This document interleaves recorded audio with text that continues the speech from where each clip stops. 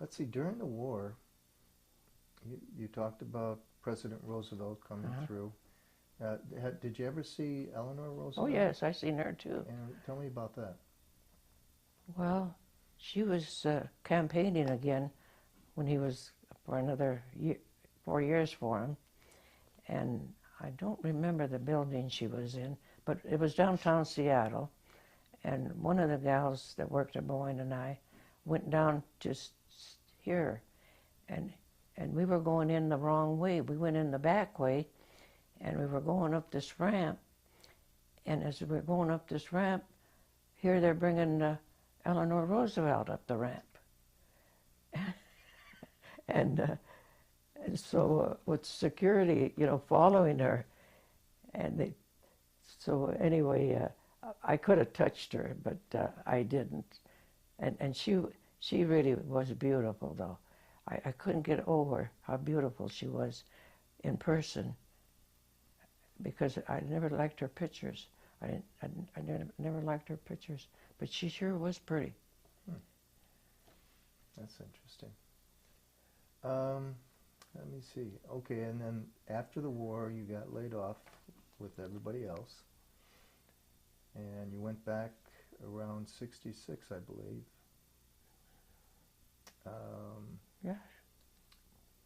What kind of job did you have when you went back the second time?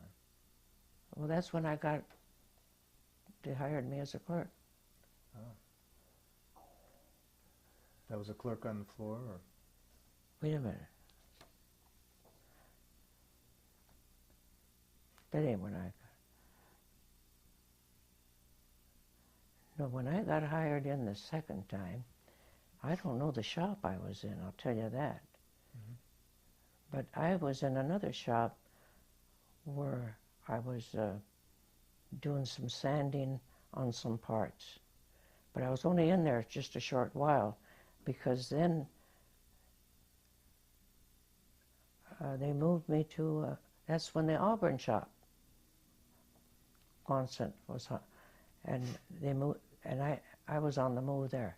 They moved me to Auburn, and I was in Auburn 3 months. Mm-hmm. What did you do there? Well, I was a helper of moving parts, but I don't know what it was. Okay. They were just long pipes. There was two of us. She was on one end and I was on another, and we used to have to stack them. And then you went back to Seattle? Mm-hmm. And that's when I was a clerk, when I went back to Seattle. Did you like being a clerk? Beg your pardon? Did you like being a clerk? Oh, yeah. That was a nice job. It took me a while to learn some of it, but it was nice. Because, you have to learn everything they do. And then they sent you up to Everett for the 747 program. Right. And the roads were muddy, and the building wasn't finished. Right. Did you have any problem when it rained? Well, yeah. It always was muddy and everything. And it took us over an hour to get to work. Because this gal had a carload, too. So, but I was lucky to have a ride. Mm-hmm. And then there's when I worked in the wire shop, and I was a clerk. Yeah. And I could have still been working when they went on strike, but if I took a cutback in pay. But I thought. Oh, when they had the layoff. Right, yeah. Mm-hmm. Right. Now, they didn't like to transfer people out of Everett because they needed everybody. Mm-hmm. Did you have a problem getting back to Seattle? Well, no, because that's when I got laid off. Oh. That's when the layoff came. So I didn't have no problems at all. Okay.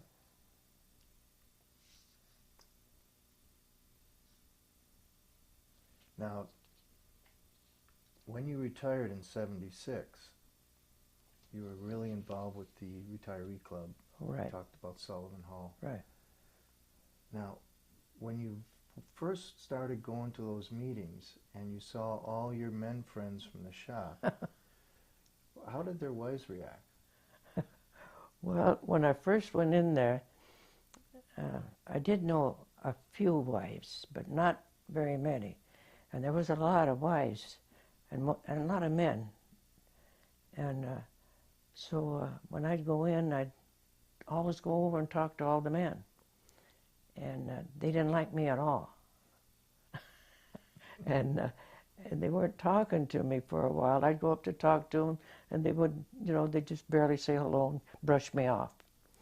And then one of the gals that knew me and everything, she said, I'll tell you why they're not liking you, is because you like the men so well. And I said, well, I always worked in a shop where there was men. I was a clerk in the tool and die shop, and they're all men. And here, they're all in here now. I said, that's all I know. But they liked me afterward, because when they found out that I wasn't after I had a husband. I wasn't after them. So you spent many years as the tour developer or organizer. 26 years. 26 years. And you told me a story once about a cheap fare you found for Italy. A what? A cheap fare you found in the paper for Italy. Oh, yeah, I did. I saw on a Sunday paper, I saw this cheap fare to Madrid, Spain for 600, I don't know if it was 49.59, it was something like that. And I told my husband, I says, gee, look at this. I says, here's a trip, round trip and hotel, breakfast and dinner, and for $6.49. And he says, oh, there's a mistake there. It's got to be a mistake. I said, I'll call. I called, and they said it was a 24-hour special. And so I told him, this is a 24-hour special. He says, oh, book it right away. So I booked our trip. And then I start calling some of the people that always traveled with me, and I had 10 people going. And some of them didn't know whether to go or not. They said, well, what are we going to do? I said, don't worry about what you're going to do, because we've been there before. We'll take you everywhere. And gosh, that was a good trip. And they always liked it. They'd always tell me, oh, what fun we had when we went over there. What kind of things did you do over there? Well, there was a lot of places to go, these towns around there to see things and everything. Gosh, we did have a lot of fun. Even going back to see the things again for us. We liked it. For the money, that was a good deal. It was excellent. And today, when I look back at what the trips cost that we went on, it's unbelievable. Oh, I had another incident I have to tell you about. I booked a trip on a cruise. And so one day he calls me up at home and he says, could you come up? Because I want to talk to you. So I go up to the office there where he's at.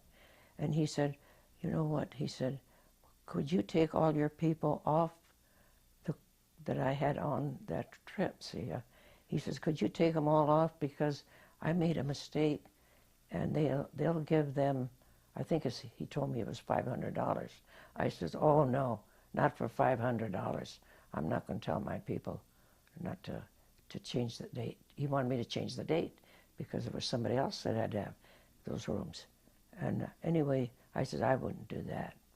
And he says, well, what would you want?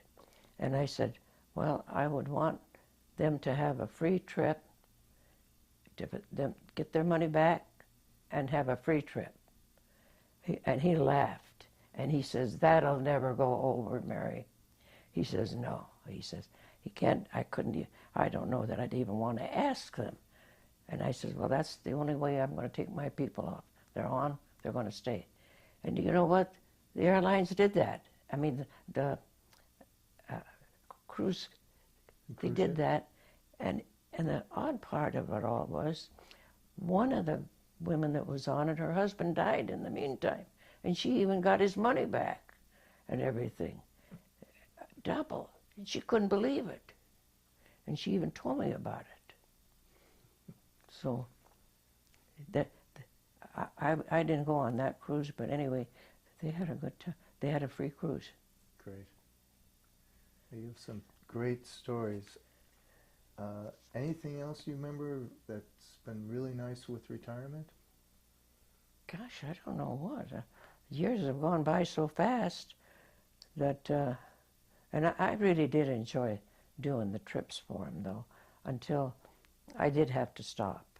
When I was 80 years old, I did stop, and I think I did have Mary Woods take it over, and she did, but she wasn't too well either, and so she had to quit. And now I don't think they have anything like that. But we used to go to a lot of day trips. Most of the seniors liked the day trips that we went on. Sounds great, Mary. Well, Mary, it's been a pleasure talking to you. Really appreciate all your time and your energy and what you've done for 751. So thank you very much. You're entirely welcome.